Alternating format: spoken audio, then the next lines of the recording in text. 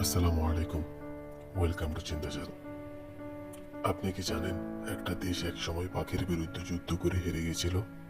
হ্যাঁ, এটা মজা না, এটা সত্যি ঘটনা। 1932 সালে অস্ট্রেলিয়ার হাজার হাজার ইমু পাখি হঠাৎ করে গমের খেতে আক্রমণ শুরু করে। ফসল নষ্ট হয়ে যাচ্ছিল একের পর এক। অসহায় হয়ে সরকার একটা অবিশ্বাস্য সিদ্ধান্ত নেয়। সেনাবাহিনী পাঠানো হয় পাখির বিরুদ্ধে। হাতে ছিল মেশিন গান, কিন্তু সমস্যা হলো ইমু পাখিগুলো ছিল অসম্ভব দ্রুত। গুলি চালালে তারা ছড়িয়ে পড়ত, কেউ ঠিকমতো টার্গেট করতে পারছিল না। এমনকি ট্রাক নিয়ে ধাওয়া করেও তাদের ধরা যায়নি।